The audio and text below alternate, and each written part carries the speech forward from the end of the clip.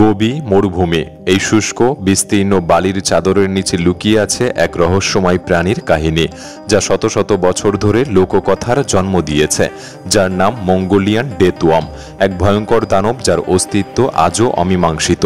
এই অদ্ভুত প্রাণীর খোঁজ প্রথম পাওয়া যায় 1920-এর দশকে, যখন একজন মঙ্গোলীয় লেখক লোকজনের মুখে মুখে ঘুরে বেড়ানো এক ভয়ঙ্কর প্রাণীর বিবরণ লিপিবদ্ধ করে। তবে এই রহস্য আরও গভীরতর হয় 1990 সালের জুলাই মাসে, যখন চারজন চেক অভিযাত্রী এক অভূতপূর্ব সিদ্ধান্ত নেন। তারা নিজের চোখে দেখতে চান এই মঙ্গোলিয়ান ডেথওয়ার্মকে, যা হয়তো গোবি মরুভূমির গভীর কোনো অংশে লুকিয়ে আছে, যে প্রাণীটিকে আপনিও হয়তো দেখে থাকবেন বিখ্যাত হলিউড মুভি ডিউনে। ওই চারজন সরাসরি পাড়ি জমালেন মঙ্গোলিয়ায়। একটি শক্তপোক্ত এটিভি অর্থাৎ অল ট্রেন ভেহিকল ছিল তাদের সঙ্গী, এবং সাথে ছিল কয়েকজন স্থানীয় ট্যুর গাইড। তাদের লক্ষ্য একটাই, গভীর বালির নিচে লুকিয়ে থাকা এক দৈত্যকে খুঁজে বার করা, যে কিনা 6 ফুট পর্যন্ত লম্বা, মুখ দিয়ে অ্যাসিড ছুঁড়ে যে কোনো কিছুকে গলিয়ে দিতে পারে, এমনকি শত্রুদের দিকে বিদ্যুৎ ছুঁড়ে মারার ক্ষমতাও নাকি তার রয়েছে। তারা কি আদেও খুঁজে পেয়েছিল? যদি পেয়ে থাকে তা কেমন দেখতে ছিল, এবং এই প্রাণী কি সত্যিই আছে? আজকের ভিডিওতে আমরা অনুসন্ধান করব এই রহস্যময় প্রাণীটিকে, যা গোবি মরুভূমির এক ভয়ঙ্কর দানব এবং যাকে ঘিরে আজও গা ছমছমে প্রশ্ন রয়ে গেছে। তাই ভিডিওটি সম্পূর্ণ দেখার অনুরোধ রইল, আর নতুন বন্ধুরা অবশ্যই পাশে থাকা সাবস্ক্রাইব লেখাটি প্রেস করে বেল আইকনের অল অপশন সিলেক্ট করুন। প্রাচীন কাহিনী অনুসারে এই রহস্যময় দানবরা সাধারণত দিনের বেশিরভাগ সময় বালির গভীরে লুকিয়ে থাকে। তবে জুন জুলাইয়ের বর্ষার মৌসুমে যখন গোবি মরুভূমিতে খানিকটা আর্দ্রতা নামে, তখন তারা মাটি ফুঁড়ে উপরে উঠে আসে। ঠিক এই কারণেই 1990 সালের অভিযাত্রার সময়কালকে বলা হয় একেবারে পারফেক্ট সময়। কিন্তু সমস্যাটা ছিল এই দৈত্যাকার প্রাণীটিকে কিভাবে টেনে আনা হবে বা লোভ দেখানো হবে, কারণ কেউ জানতো না এই প্রাণীটি কি খাবার খেতে পছন্দ করে। তাই দলটি তৈরি করলো একটি বিশেষ যন্ত্র, একটি থাম্পার, যা একটি নিরবিচ্ছিন্ন ছন্দময় কম্পন তৈরি করে। আশা ছিল এই শব্দে মাটির নিচ থেকে বেরিয়ে আসবে সেই লুকিয়ে থাকা দানব। 2 মাস ধরে তারা চষে বেড়ায় গোবি মরুভূমির বিস্তীর্ণ অঞ্চল, ঢেউ খেলানো বালিয়ারি, পাথুরে প্রান্তর, কিন্তু কোনো চিহ্নই পাওয়া যায়নি সেই অদ্ভুত প্রাণীর। তারা হাল না ছেড়ে পরবর্তীতে অভিযানের নেতা ইভান ম্যাকরেলি আবার ফিরে যান গোবি মরুভূমিতে। এবার তিনি শব্দ বিস্ফোরণ বা বোমা ব্যবহার করে চেষ্টা করেন প্রাণীটিকে উপরে নিয়ে আসতে, এবং একটি বিমান ভাড়া নিয়ে গোটা মরুভূমির উপর দিয়ে সেই প্রাণীটিকে খুঁজে বেড়ান। তবে এই অভিযানে শুধু তারাই ছিল না। বহু বছর ধরে আমেরিকা, ব্রিটেন, নিউজিল্যান্ড সহ নানা দেশের অনুসন্ধানকারী দল ছুটে আসে এই মর্মান্তিক রহস্যের পেছনে। কেউ বা একাই যাত্রা শুরু করে, কিন্তু এই সব কিছুর ফলাফল ছিল শূন্য। এই মঙ্গোলিয়ান ডেথওয়ার্ম সম্পর্কে গোটা দুনিয়া প্রথম জানতে পারে এক মার্কিন প্যালিওন্টোলজিস্ট রয় চ্যাপম্যান অ্যান্ড্রুসের হাত ধরে। এই নির্ভীক অভিযাত্রীকেই অনেকেই মনে করে জনপ্রিয় চলচ্চিত্র চরিত্র ইন্ডিয়ানা জোন্সের অনুপ্রেরণা। 1926 সালে রয় চ্যাপম্যান অ্যান্ড্রুস তার বইতে প্রথম লেখেন এই রহস্যময় প্রাণী সম্পর্কে। মঙ্গোলিয়ান নেতাদের সঙ্গে এক বৈঠকে তিনি এই অদ্ভুত কাহিনীর সূত্র পেয়েছিলেন। যদিও তারা নিজেরাও কোনোদিন এই প্রাণীটিকে চোখে দেখেননি, তবুও প্রত্যেকের বর্ণনায় ছিল বিস্ময়করভাবে বিস্তারিত। এক মঙ্গোলিয়ান নেতা বলেছিলেন এই প্রাণীর আকার 2 ফুট লম্বা, সসেজের মতো, যার না আছে মাথা, না আছে পা। তার দাবি এই প্রাণী এতটাই বিষাক্ত যে শুধু স্পর্শ করলেই মানুষ তাৎক্ষণিকভাবে মারা যেতে পারে। আর এই দানব বাস করে গোবি মরুভূমির একেবারে নির্জন ও দুর্গম প্রান্তরে। অ্যান্ড্রুস যদিও এই প্রাণীটিকে নিয়ে বিশ্বাস আর অবিশ্বাসের মধ্যে ছিলেন, তবুও তিনি 1926-এর পর আরও একটি বইতে এই কাহিনীগুলি উল্লেখ করেছিলেন। 2005 সালের মে মাসে ব্রিটেনের 4 জন বন্ধু, যারা পেশাগতভাবেই ছিল পৃথিবীর বিভিন্ন স্থানে গিয়ে এই সমস্ত দানবীয় প্রাণীর অনুসন্ধানকারী, তারাও পাড়ি জমান এই গোবি মরুভূমির বুকে। তারা প্রাণীটির একটি স্কেচ তৈরি করে স্থানীয় লোকেদের হাতে বিলি করে দেন, যে ছবিটির নিচে লেখা ছিল, কেউ যদি এই দানব সম্পর্কে তথ্য বা কোনো নমুনা নিয়ে আসতে পারে তাহলে তাকে পুরস্কৃত করা হবে। তারা বিশ্বাস করতেন আগের অভিযাত্রীরা যে যন্ত্রের মাধ্যমে শব্দ তৈরি করত তাতে হয়তো প্রাণীটি ভয় পেয়ে যায়। আর এবার তারা সিদ্ধান্ত নেয় শুকনো মরুভূমিকে কৃত্রিম ভেজা অঞ্চলে পরিণত করা হবে। জলের ধারা আটকিয়ে একটি পরিবেশ তৈরি করবেন যেটা এই প্রাণীকে উপরে উঠে আসতে বাধ্য করবে। কিন্তু মরুভূমির কঠিন শুষ্ক প্রকৃতিতে এই জলধারা তৈরি করা ছিল অসম্ভব ব্যাপার। তাই শেষমেশ সব পরিকল্পনা বাদ দিয়ে তারা ছোট ছোট ফাঁদ তৈরি করে। তবে এসবের ফলাফলও ছিল শূন্য। মঙ্গোলিয়ার কিছু মানুষেরা এই অদ্ভুত প্রাণী সম্পর্কে বলেন এগুলি গত 70 বছরের মধ্যে নাকি দেখা গিয়েছে, এবং বছরের পর বছর ধরে এই মঙ্গোলিয়ান ডেথওয়ার্মের গল্প গোটা বিশ্বে ছড়িয়ে পড়েছে।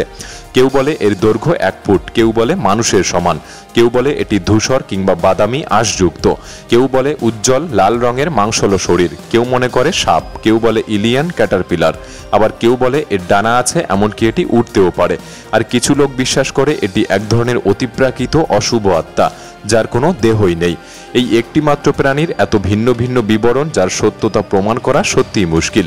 তাই কেউ কেউ বলে এই প্রাণী আদতে নেই, এটি একটি প্রাচীন মিথ হতে পারে, যেমনটা বিগফুট, ইয়েতি, লকনেস মনস্টারের মতো প্রাণী যাদের অস্তিত্ব এখনও গবেষণার বিষয়।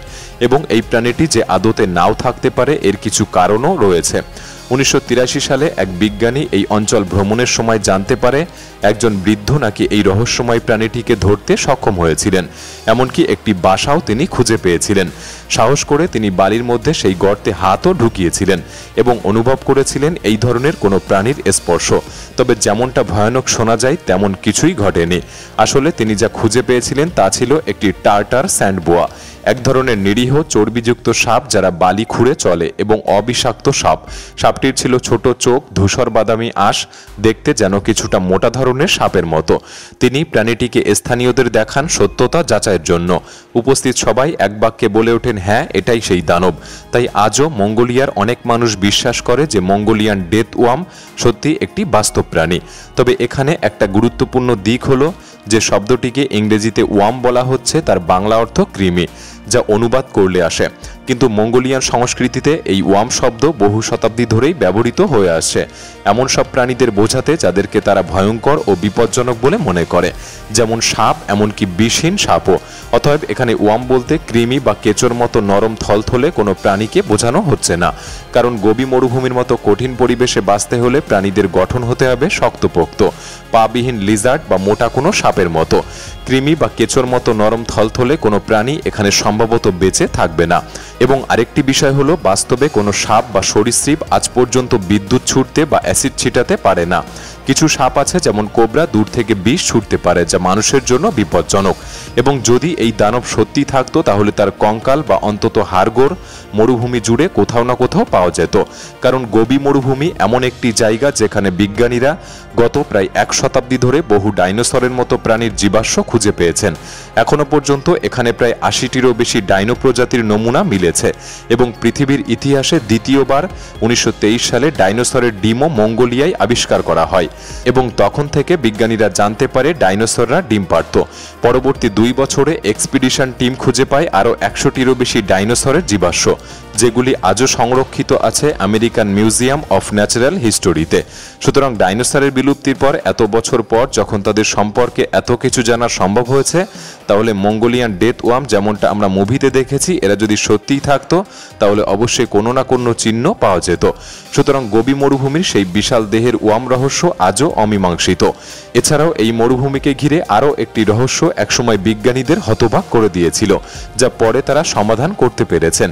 ত্রয়োদশ শতাব্দীতে বিখ্যাত পর্যটক মার্কো পোলো, যিনি সম্পূর্ণ গোবি মরুভূমি ভ্রমণ করেছিলেন এবং তিনি তার ভ্রমণ বৃত্তান্তে উল্লেখ করেন এই মরুভূমিতে হঠাৎ হঠাৎ এমন শব্দ শোনা যায় যেন কোনো বাদ্যযন্ত্র বাজছে, কখনো ড্রাম বা কখনো বীণা। তিনি তখন ভেবেছিলেন হয়তো মৃত আত্মাদের কান্না বা কণ্ঠস্বরই এভাবে ধ্বনিত হচ্ছে। বিজ্ঞানীরা যে শব্দকে গান গাওয়া বালি বা সিঙ্গিং স্যান্ড বলে থাকে, তবে এই শব্দ কোনো বিচে হাঁটার সময় জুতো ঘষে যে শব্দ হয় তার মতো নয়। এটা অনেক গভীর ও অনেক বেশি গম্ভীর, যেন মরুভূমির বুক জুড়ে বাজছে এক রহস্যময় সঙ্গীত। তবে সব বালিয়াড়িতেই কেন এমন শব্দ হয় না, বিজ্ঞানীরা এর কারণ খুঁজতে গিয়ে কিছু তথ্য খুঁজে পায়। অনেকের ধারণা ছিল বালির নিচে জলের প্রবাহ বা বাতাসের কারণে এমন শব্দ তৈরি হতে পারে, কিন্তু এই ব্যাখ্যায় সব প্রশ্নের উত্তর মিলছিল না।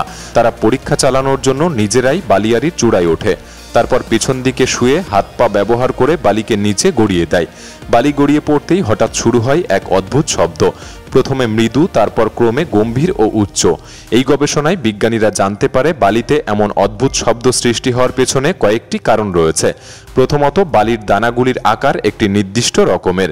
দ্বিতীয়ত, বালিয়াড়িটি বেশ বড়। এবং তৃতীয়ত, বালি পুরোপুরি শুকনো, অর্থাৎ বালি ভেজা থাকলে এই শব্দ তৈরি হবে না। এবং বালিয়াড়ির গভীরে থাকে এক ধরনের শক্ত জমাট বাঁধা স্তর, যা বড় একটি স্পিকারের মতো কাজ করে। এই স্তর শব্দের কম্পনগুলিকে বারবার প্রতিফলিত করে ও বাড়িয়ে তোলে, ফলে তৈরি হয় সেই রহস্যময় গা ছমছমে সুর, যা মরুভূমির বাতাসে ছড়িয়ে পড়ে। তাহলে বলা যায় গবি মরুভূমির বালিয়াড়িগুলি নিজেরাই এক একটি বাদ্যযন্ত্র। যাই হোক, সমস্ত কিছুর ব্যাখ্যা যে সবসময় থাকতেই হবে এমনটা নয়, কিছু কিছু বিষয় অমীমাংসিত থেকেই যায়। বিজ্ঞানের যুক্তি আর প্রাচীন কাহিনীর মধ্যে ঢের পার্থক্য, কিছু বিশ্বাসযোগ্য ও কিছু চিন্তাযুক্ত। আপনার কি মনে হয় আমাদের কমেন্ট বক্সে লিখে জানাতে পারেন। ভিডিওটি ভালো লাগলে একটি লাইক করতে পারেন। তাহলে দেখা হচ্ছে পরবর্তী নতুন একটি এপিসোডে। ধন্যবাদ।